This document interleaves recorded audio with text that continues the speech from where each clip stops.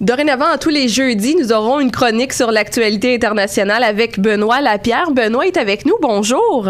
Bonjour, Marielle. Alors, cette semaine, on va parler du sujet de la guerre commerciale entre les États-Unis et la Chine.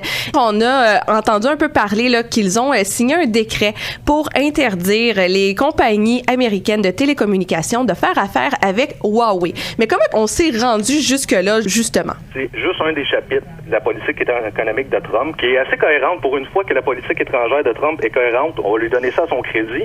C'est pas la première fois qu'il parle de vouloir renégocier les contrats avec les différents pays. On peut juste donner comme exemple le TAFTA, le traité de libre-échange États-Unis-Europe. Dès son élection, Trump a mis fin aux négociations. J'ai vu dans l'actualité que les négociations ont recommencé il y a peut-être une semaine ou deux. Aussi, une autre chose que Trump a fait, c'est qu'il a renégocié l'ALENA. Ça, c'est plus près de nous. Ça a été en 2018. Et justement, depuis début 2018 aussi, Trump hausse le ton par rapport à la Chine pour renégocier les accords. Si on fait un bref historique des différentes attaques dans le conflit, ça a commencé en janvier 2018, où ce que Trump a mis les nouveaux droits de douane sur les panneaux solaires et les machines à laver. 30 et 20 % de plus de droits de douane pour ces deux produits-là. Et ensuite, la Chine, en février 2018, a répliqué en faisant une enquête anti-dumping sur le soya américain. Les exportations de soya, c'est une des principales marchandises que la Chine exporte des États-Unis. Un mois plus tard, Trump a répliqué en faisant des hausses de droits de douane sur l'acier et l'aluminium, 10 et 25 % de plus de droits de douane, et en faisant des menaces pour que seraient destinées à remonter aussi. Une autre chose, le même mois, au mois de mars 2018, Trump a empêché des compagnies américaines de télécom de se faire racheter par des géants chinois en prétextant la sécurité nationale. Et ce même mois-là, il y a eu 1300 produits chinois qui ont été surtaxés et la Chine a répliqué avec 130 produits américains qui ont été taxés de plus de 15 %. Pour la fin de l'année 2018, il y a eu une certaine détente.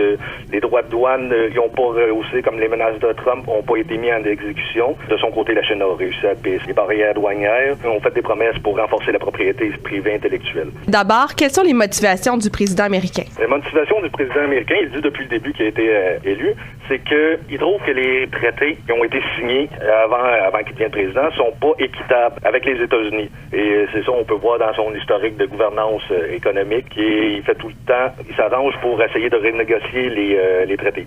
Avec la Chine, c'est un petit peu particulier parce que la Chine, à travers le temps, est devenue une puissance économique, sinon la puissance économique majeure. Tout dépendant comment on calcule ça. Si on prend le PIB par habitant en dollars nominal, c'est encore les États-Unis, mais quand on regarde d'autres unités de mesure, donc le PIB par habitant, mais en parité du pouvoir d'achat, la Chine s'approche dangereusement et est en voie de devenir la première puissance. Pour revenir là-dessus, c'est que la Chine continue à jouer avec les règles d'un pays en développement, si on pourrait dire. Il y a des fortes restrictions sur l'ouverture de son marché. Les compagnies américaines qui voudraient investir en Chine peuvent pas le faire. Il faut qu'ils se trouvent un partenaire local qui est partenaire à 50 %. Donc, avec ça, tous les profits, mais aussi les brevets, la technologie est partagée de force avec la compagnie chinoise en question. Et une autre chose, c'est que la Chine continue d'avoir un fort contrôle sur sa monnaie. Le yuan est pas comme le dollar américain ou le dollar canadien, qui sont flottants par rapport aux autres monnaies. La Chine décide de la valeur de sa monnaie. Et ça, en commerce international, c'est pour une grande puissance, c'est peu commun. Sinon, une autre chose pour montrer à quel point que la Chine est devenue une puissance économique, j'avais un chiffre intéressant à vous donner, c'est qu'en 40 ans, il y a 740 millions de Chinois qui sont sortis de la pauvreté en 40 ans. Donc, ça a passé de 97 % de la population à 78, qui était sous le seuil de la pauvreté, à seulement 3,1 %. Quand même, donc c'est pas négligeable. Non, c'est ça. On peut voir que la Chine est, justement, les accords qui ont été signés il y a peut-être 20 ans concernaient un pays en voie de développement, et maintenant, la Chine, qui est devenue une puissance économique majeure, joue avec les mêmes règles.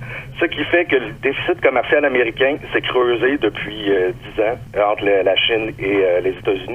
Pour faire simple, les États-Unis achètent beaucoup plus de produits chinois que les Américains vendent aux Chinois. Pour 2018, c'est 621 milliards de dollars, une hausse de 12,5 % le déficit commercial. Juste pour vous donner un exemple, le budget du Québec, c'est 111 milliards de dollars. Donc, c'est 5,5 fois plus que le budget du Québec. Et ça, c'est 10 fois plus qu'il y a 20 ans.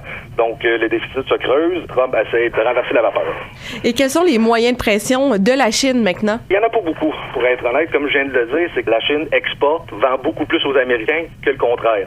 Le pouvoir de taxation de la Chine est moins présent que le contraire, que les États-Unis, vu qu'ils achètent beaucoup, ils peuvent taxer beaucoup de produits, les rendre moins attrayants économiquement, tandis que la Chine, de son côté, sur le simple levier des droits de douane, a beaucoup moins de prise. En fin de compte, c'est 3 fois plus. Les Américains achètent 3 fois plus qu'ils vendent aux Chinois. Une des choses qu'il faut savoir, c'est que la Chine a vraiment besoin des importations américaines pour continuer sa croissance. La croissance de la Chine est en train de ralentir.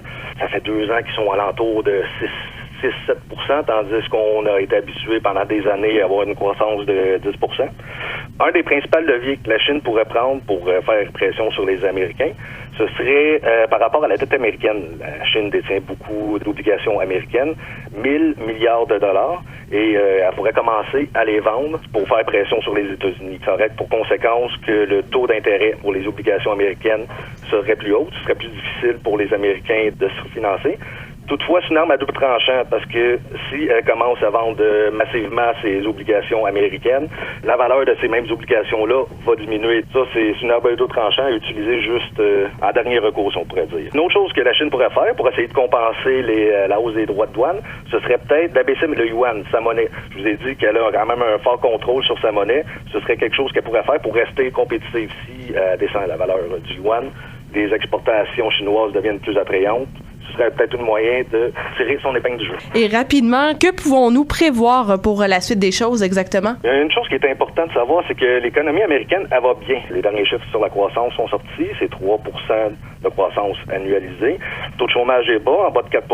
Donc, ça conforte Trump dans ses décisions pour dire que sur le point de vue des mesures protectionnistes, que cela donne des résultats. Tout dépendant si la Chine cède aux pressions, on pourrait voir peut-être que Trump continuer, tant que les chiffres économiques sont bons, de continuer de monter les droits de douane, peut-être trouver d'autres produits ou au moins continuer ces envolées verbales à propos du conflit. Une autre chose qu'on pourrait peut-être prévoir, ce serait la hausse de certains produits qui sont achetés par les Américains.